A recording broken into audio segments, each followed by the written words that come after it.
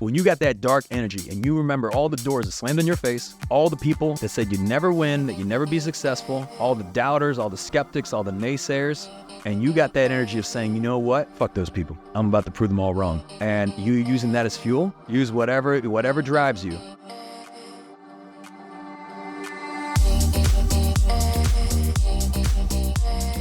I'm Michael Mogul, founder and CEO of Crisp, the nation's #1 law firm growth company. I've built my business through practice, not theory. Crisp started with just $500 to my name and has grown to over 8 figures in revenue over the last few years, earning a spot on the Inc. 500 list of the fastest growing private companies in America. Our approach has been to take everything we've learned about generating massive growth within our own organization and help the country's most ambitious and committed law firm owners do the same for theirs. In each episode of this podcast, I sit down with innovative market leaders from the legal industry and beyond to learn from those who thrive in the face of adversity, challenge the status quo, and define what it means to be a true game changer. This is Jessica, Head of Coaching Strategy at Crisp, and today we're flipping the script for another special edition episode to get Michael's take on why the most successful entrepreneurs battle self-doubt and how they overcome it, how to turn negative thoughts into powerful fuel for success even in your toughest moments, and why your inner critic could be your greatest ally in driving you to the top. The fact that you're having imposter syndrome is probably a good thing. You don't have the results yet. You don't have the proof yet. You have to continue to grow and evolve to where when you step into that room, you're no longer feeling it. And you know what's going to happen on the day that you don't feel that imposter syndrome? You will become one with the great ones. That's coming up on the Game Changing Attorney podcast.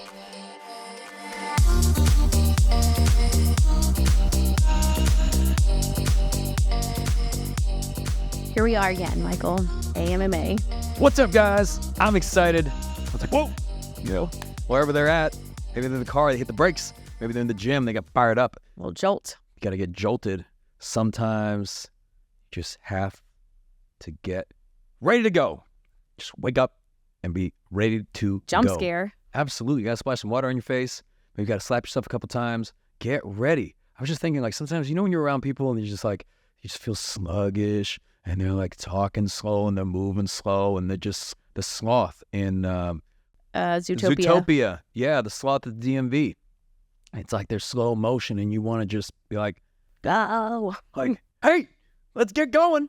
And you know what I think it is, though? I think it's just once you get used to a certain speed, in life, that's just what you get accustomed to. So I know there's going to be some people that listen to this podcast at 1x speed. And there's going to be some people that listen to this podcast at 1.5x or 1.75, and they're just used to it. And then maybe you listen to some podcasts at 2x, even audiobooks. I've listened to audiobooks at 2x speed, and some people are like, what? How do you even listen to that? But you get used to it. And then when you get back down to 1x speed, it seems like everyone's talking in slow motion. But I won't name the gentleman, somebody who mentioned to me who listens to this, avid listener of this podcast, and they said they actually listened to it at 0.75, okay? Because they're like, Mike, you talk too fast. And I'm like, well, it's a good thing those settings exist.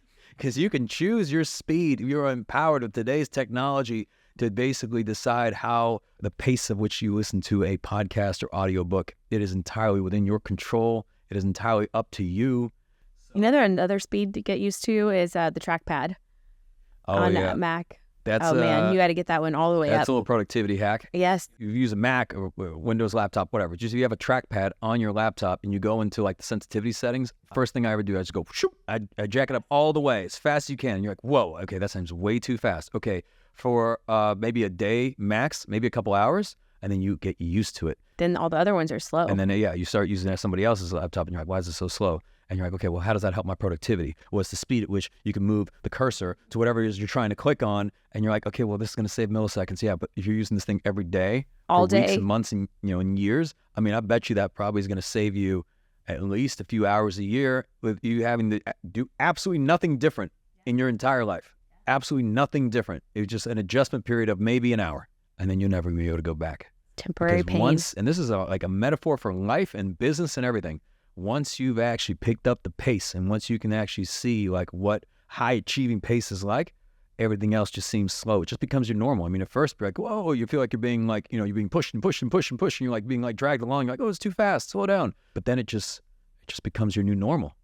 And this is actually even the difference between like amateur sports and professional sports. When they see like people high school football players go to college, they always say, the game's just so much faster, right? And then the bigger leap is from college football to the NFL. And this is where it's tough for a lot of people to adjust. And the biggest difference is just the speed of the game, like just how quickly things happen and how much faster you need to be able to make decisions. And the best players, eventually they get used to that speed and they're able to just slow it down for themselves. As you kind of level up, pretty much, it's the same thing in business, same thing in professional sports. It's just the speed. And in business, it's the speed of execution, from idea to execution, the speed of decision-making, etc. So that's why you got to wake up and go. For the person who had the reaction, I know this inevitably is going to be at least like one person, maybe two. And they're like, whoa, why do you have to do that, right? Yeah. It's uncomfortable for me. That's why you did it. That's why I did it, okay? I didn't do it because it was comfortable for you. And then the ones that like are already moving at that, fast business pace, they're like, hell yeah, brother. That's it. Or That's sister. It. Or sister. Well, to me, they say, hell yeah, brother. So, and I would say that's right, brother, sister. Let's do the AMA. What questions do we have today? You guys submit the questions. You text us at 404-531-7691. You can ask any question. It might just appear on the show. And yes, we do have other types of episodes on this podcast, but you'll just have to listen and find out what those are to any other AMA where I describe them, because I want to get to these questions. Let's do this thing, Jessica. What do we got? Let's do it. What do we got Let's this week? do it. We are going to talk about overcoming negative thoughts. Okay. All right. All right. So question number 1. When things get tough, I tend to spiral into negative thoughts, such as, am I making the right decision? Am I going to let my team down? Is the firm doomed to fail? I know this all probably sounds ridiculous, but what should I do when these negative thoughts start creeping in?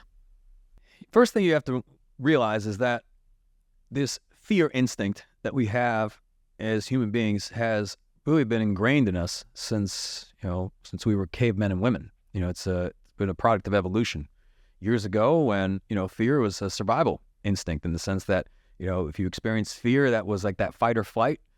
You could get mauled by a wild animal, and fear is what kept you alive.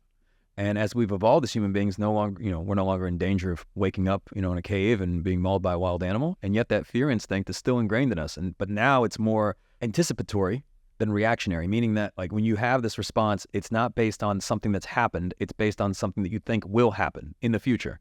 Right? Maybe it's like a deadline or something a week from now, a month from now, a quarter from now, maybe even a year from now. You believe that you're doomed, right? Something bad has happened, right? Maybe you just found out, that morning that somebody quit in your firm, right? Maybe it was a key person and you're like, oh shit, right? We all know that feeling. It's like that sinking feeling of like, oh, what am I going to do, right? Who's going to take on all this person's work? Is it going to spread the team too thin? Is it going to affect, our output and our productivity? Are we going to be able to find a replacement and train and onboard them in time? Is this going to result in the firm becoming less successful? Are the clients going to be upset? Are they ultimately going to leave us? Is the firm going to go out of business? If the firm goes out of business, how am I going to be able to survive and provide for my family? And then I'm not going to be able to provide for my family will leave me. And then if my family leaves me, and I'm still not going to have any money. Wow, you went all the way on the spiral. I'm going to be homeless, and then I'm not going to be able to survive homeless, and I'm going to die. So you take it all the way, right? In that one moment. But the reality of it is, it's like that's all fabricated in your mind, right? That stuff would only happen if you had no input at any point in that decision-making process. But the reality of it is that, okay, that's happened. And okay, what's the next move? What's the next decision? Because, okay, what are we going to shut the firm down, right? Because Susie left, right? Are you just going to shut the whole thing, give up on the whole dream? Okay, I guess it's over now, right? Oh my goodness, right? Well, what a vision. Now we have to adjust and adapt and overcome. And I promise you're not the first business owner to experience something challenging or something negative or something, that you have, an obstacle that you have to overcome. Yes. Like once you're you not the overcome first, it, or even the second, believe it or not. You may not even be the millionth, because if you ask any other business owner, another law firm owner, they'll be like, oh, first time, huh? One of the Franco brothers, and he's about to get executed and he's hanging, and he looks over the other character and he's like, first time, huh? Right? First time getting executed, right? So the point is, it happens. Right? There's going to be things unforeseen and that are going to happen continue again, to happen. And again. So what do you do when you get these negative thoughts? First of all, you're not alone. I mean, nearly every business owner that I know experiences these negative thoughts, myself included, right? I mean, because you care. There's the Andy Grove book, who was the former CEO of Intel, Only the Paranoid Survive. I find that I would be more likely to bet on the paranoid individual than the one that's like, it's all good, we got nothing to worry about. I'm walking in a Hawaiian shirt every day, everything's going to be fine. That person's going out of business. That person has blind spots all around them that they don't see. But then the one who's freaking out all the time, I mean, again, You don't want it to be so bad that it paralyzes your decision-making or that it rubs off on your team. And now you've got this culture of like fear and anxiety and everyone's afraid to make any sort of decision. So you got to get a handle on yourself, right? You got to lead yourself. But you have to realize that if you just because you're experiencing those thoughts doesn't mean that they're reality. That doesn't mean that that's true. Maybe you got to get into transcendental meditation. It's been very helpful for me. Maybe you have to find ways to, when you get like stressed and anxious, to be able to take a pause and understand there's a difference between like stimulus and response. And also, it's like sometimes asking yourself, okay, like let's say you experience some thought and you're saying, but what do I know that is true? Correct. Right? And maybe it's just, okay, this has happened, but none of the other things that you think are going to happen have happened yet. Right. You built a story. And your track record for making it through bad days is still 100%, so long as you're still with us and listening to this podcast. So guess what? You're still going to make it through. The sun will rise again, right? You're going to navigate this. And perhaps you're going to be, at the end of this, whatever adversity you're dealing with, you're going to have a great story to tell. That's how I approach it. Whenever I'm going through any sort of like difficulty or adversity, I always think this can be a great story one day. Yes. And just because you're at the challenging part and the stressful part and the overwhelmed part doesn't mean that's where it ends, right? Hard things end, and you either allow yourself to be consumed by them, you overcome them, right? You just get better. Yeah. You just get better, and then you become a better problem solver. And even as you become a better problem solver, you're going to have new problems and more challenging problems that are going to still create stress and anxiety for you. Things completely out of left field that you would have never expected, where the things that stress you out today will later be the things that don't even raise your heart rate. Like it's not even going to make a blip. If I look back at my, like 2012, we started the business, 2013, 2014, look at those problems. If I was having them today, I'd be like, nothing. Yeah. But if I gave 2012 Michael my problems today, he'd be like, oh, brother. It'd be like loading somebody up at the gym the first time at 500 pounds, right? Yeah. On the plates. So just recognize, ask yourself, okay, what is true? And what can I control? What can I control? That's a great point. And there's going to be a lot of things you don't control or you can't control, a lot of external factors, but there's a lot of things you can control. You can control your response. You can control every decision you make forward, from there. And a lot of times there's all the best stuff is on the other side of solving this problem and this obstacle, right? The frustrations lead to breakthroughs. Just because these are bad now doesn't mean they're going to be bad forever. And as you start to have a better feedback loop here of just really looking at what is true, what do I control, what can I not control, making decisions based on things you can control, ultimately like taking a step forward each and every time, you're going to become more confident. And then when you start feeling this, hearing these thoughts, you'd be like, shut up, negative, whatever voice. All right. I'm not going to listen to you. And that voice, I don't know that it'll ever truly go away. You can hear it, but you don't have to listen to it. Yep. There you go. All right. Moving into question number 2. I've built a successful practice, but I still struggle with imposter syndrome, especially when I'm around other high achievers. What should I do to overcome this? I would say good. A lot of times, like, look, maybe we listen to another podcast. Someone would say, hey, believe in yourself. Just because you experience imposter syndrome, like you're not an imposter. You believe in yourself. You're a person of value. You're a person of worth. You have to love yourself. And I would say, because you're feeling that surrounded by a bunch of high achievers, chances are you're in the right room. And chances are you're feeling that because you don't have the results yet.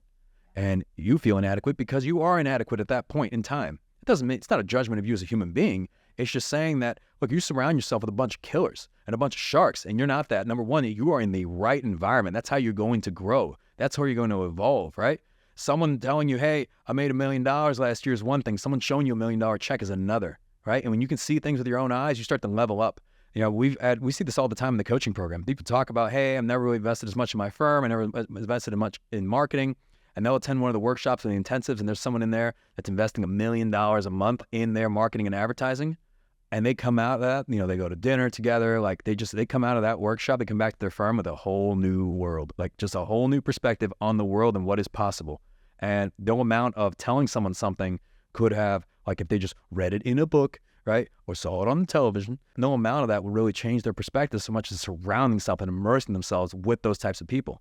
So the fact that you're having imposter syndrome is probably a good thing. You don't have the results yet. You don't have the proof yet. You have to continue to grow and evolve to where when you step into that room, you're no longer feeling it. And you know what's going to happen on the day that you don't feel that imposter syndrome? You will become one with the great ones, right? And then you have to find a new room, right? Because you're going to be evolving and continuing to level up and level up and level up and level up. And for so many years, like I'd be in rooms where I'm like, man, I'm a complete imposter. I don't know anything. I never went to school for this. Like I never took a business class. I never took a marketing class, a sales class. What do I know about finance? Like I feel like I'm winging it. These people are like Harvard MBAs. They're like really smart people. Like, what am I doing here? Until one day I was invited to give the keynote presentation at the Harvard Business Lunch, and everybody went to Harvard and they all had MBAs. I'm the one giving the presentation on business growth. Yeah. And on that day, I no longer felt like an imposter. Yeah. It's good that you feel that. It's probably the fact that you're in the right room, and then you like take away the lessons from these people, learn, absorb it, like absorb the mindset, absorb the decision making, absorb just like how these people go about their day, like their process, their workflow, like just everything that they're doing, like just their courage. And then go back to your business, start applying these insights, and you'll start building confidence because you'll start to stack some wins. And every time you come back, you're going to feel like a little bit less of an imposter. And by the way, like if you're worried about what they think of you, I mean, look, if you're in the same room, a lot of people that I know that are very, very successful, they've got that humility. They're not valuing you based on like, the size of your firm. They're valuing you on like your mindset. And They actually want to help you oftentimes. They want to help you, right? If I see someone like, I mean, I get hit on this all the time. Someone reaches out to me. They want me to mentor them. They're like not where they want to be yet in terms of their business. Maybe they're just like, maybe there's a kid out of high school, a kid out of college, or they're just starting out. And I can tell this kid is a savage. I admire them. I respect them, right? And they tell me, hey, I just dropped out of college, or like, hey, I never got my high school education. I'm like, okay, I'm a little envious in some respects. I'm like, okay, you got that mindset. They're hitting the books in terms of just like learning, and they're applying those insights and they're executing. And I'm like, okay, I want to spend some time around you because it's number one, if I can help you, amazing, right? And they see it, it's funny, they see it as like me helping them, and they're just so honored to be in my presence. But I look at it and say, like, I love being in the presence of just drivers, of hustlers. It reminds me of young me. And I also look at it as like, I think so often we want to help the type of people that we used to be, and to be able to pay it forward. So when I like see a spark of like a young Michael in someone, I really believe in them, and I really want to help them. And I really want to support them. So that's my thoughts. You don't have the results yet. Get the results. Keep stacking wins. Absolutely. All right. So to round us out with question number 3. So I look around at other successful lawyers and they all seem to have a strong purpose driving them. But if I'm honest, sometimes I feel like I'm just driven by fear, doubt, or wanting to prove people wrong. Is it possible to use these feelings to fuel success, even if my motivations aren't as noble? Yes. Yeah. Yes. I love this question because you're looking around, everyone wants to save the planet. They want to save the whales. They want to do everything for what appears to be noble reasons. And you're like, wait a second, I'm just trying to work hard. I want to just provide for my family. I want to like, I don't know, is my reason for what I'm doing not as noble? And what I'm saying is a lot of times, like, your reason is your reason. Somebody else's reason is their reason. Whatever difference is in nobility, you do things why you decide to do them. Whatever your why is, like, the importance of the why is not so much what it is, but it's how does it provide you with energy? Maybe, their why is like, what? They want to save the planet, and that drives them. Or maybe they just say that they want to just have something nice out there, but that's not really how they feel. Maybe the real why is like, I just want to make a ton of money, and I'm just going to say this nice stuff so that like people think I'm doing it for noble reasons, but this is really what I'm doing it. What you want is what you want. What somebody else wants is what somebody else wants. And the things that drive different people are entirely unique. That being said, is it okay? 100% it's okay. I think you have to pull from the fuel that is going to give you the most mileage, right? Whether that's diesel, unleaded, whatever. And sometimes people's motivations are, it's like a positive thing, right? It's like a, goodness, right? Where it's like, I want to make my mom proud. I want to make my mom proud. I want to make my dad proud. And that's why I'm doing this. But then you got the dark energy. And the dark energy, now this is something I know a bit about. The dark energy is not about making mom proud or making dad proud. It is the chip on your shoulder. And you look at the greats. You look at Michael Jordan. You look at a Kobe Bryant.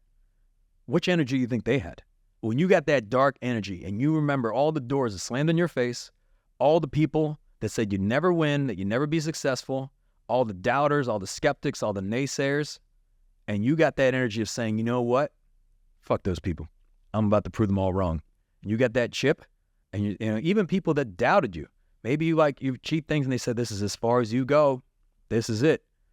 And you're like, okay, thank you very much. And you using that as fuel, use whatever you got. Use whatever drives you. If it's in the pursuit of whatever it is that you're trying to achieve, sometimes that dark, and I'll tell you, like, the dark energy is more potent. Think about it. Like, look, if we're having this conversation and I'm like, you know what, Jessica, I want to make the girls proud. I want to make my mom proud, right? Or I'm saying, Jessica, you know what? All these people who didn't believe in us, all these people who said we'd never be successful, that we would, like, the business was destined to fail, all the doubters that said that this would never work. Yeah. Look at the difference in energy, right? Yes. It's like, okay, sometimes that's what you need. Sometimes it's what you need. Yeah. Right? And then you can go through different stages. Sometimes it's like, okay, maybe it's the chip on the shoulder that takes you to a certain point. Then you don't really care about proving anybody wrong. And then you're just doing it for you. Then you're doing it for others. I mean, you can go through like evolutions, right? I mean, at this point, like you and I, we're not just doing this to prove anybody wrong. It's like, I don't really care what anybody thinks, right? There's no one that I really care about proving anything to, maybe besides you and the girls, right? I'm just saying, okay, I want them to see me as not a complete degenerate, right? Of just like, okay, this one's all right. You know, they're modeling a good example. But outside of that, it's like, okay, whatever. And now it's not even about like, I want to do it for my mom, I want to do it for my dad. Like, okay, they've seen all this stuff, right? We spend a lot of time with them. Now it's just about like, look, I just want to help other people win. Yeah. Like if we can help our clients succeed, we can help our team succeed. When I see someone like pull off some, like, I mean, we with our clients, when they're like double the size of their firm, triple the size of their firm, like improve their culture, like they're able to take trips with their family. I'm like, hell yeah. That's the stuff. I'm like, this is why we do it. Yep. This is why we do it, right? I don't need anything. Okay, how can you help this person succeed? Someone comes to me and they say, you know, I just paid off all my credit card debt, right? We just had a team member come to us. And I was so happy I was more excited for them about that than any like sales or revenue win we've had. I'm like, yeah, whatever, like our stuff, whatever. But like this person did that and we created an opportunity for them to be able to, you know, to do that. That's amazing. That's exciting. I want more of that, right? It's selfish, right? I'm like, I want to see more people winning because it makes me feel good. So we're going to help more people win. I'm doing it for selfish reasons. I'm doing it because it makes me feel good. Yeah. Right? They're like, oh, then you did it because it helps them win. Yeah, I know. It does help them win. That's probably secondary to how it makes me feel. It makes me feel good. But everybody wins, right? Right. So I'd say like pull whatever energy and resource you have, if it's, you know, the positive stuff or if it's that dark energy. But I'm telling you, if I come across someone who's got that dark energy, I know like this is a dangerous individual, right? Like they are going to be a beast. Yeah. Right? So don't worry about why someone's doing something, like why, you know, another law firm or another competitor, what their why is. Worry about your why. And your why, it could be noble. It doesn't have to be noble. It could be whatever drives you. And if the thing drives you, enables you to impact your clients in a positive way, impact your team in a positive way, impact your community in a positive way, then who cares what the fuel is? Yeah. All right. And that's it on negative thoughts today. There we go. And have that. No one have any negative thoughts because you just listen to this podcast. Let's go. Now it's time to get after it, right? Don't you come out of listening to this and be like, okay, I feel good. And then you get back to operating at that snail pace, right? You got to be like turbo. Like start with the jolt, end with the jolt. Yeah, the snail, that's the, you know, like the, you know, that movie Turbo and the snail is super fast. That's what you got to be. I hope that's what the effect of this podcast. And if it had that effect on you, you can pay it forward and go leave us a 5-star review on Apple Podcasts. This helps us get more people on the show, helps reach more people. You could do it fast too. Yeah, turbo. All right. Until next time. You've been listening to the Game Changing Attorney podcast with Michael Mogul. If you found this episode valuable, here are 3 free ways that we can help you grow your law firm. Number 1, download the first chapter of Michael's book absolutely free at gamechangingattorney.com. Number 2, you can shoot Michael a text at 404-531-7691 and ask him any question you'd like. You might just hear the answer on the next episode. And finally, number 3, if you can leave this podcast a 5-star review, it will help us gain access to more influential thought leaders and bring their lessons learned here to you. For more information on this episode, see the show notes in your podcast app or visit legalpodcast.com.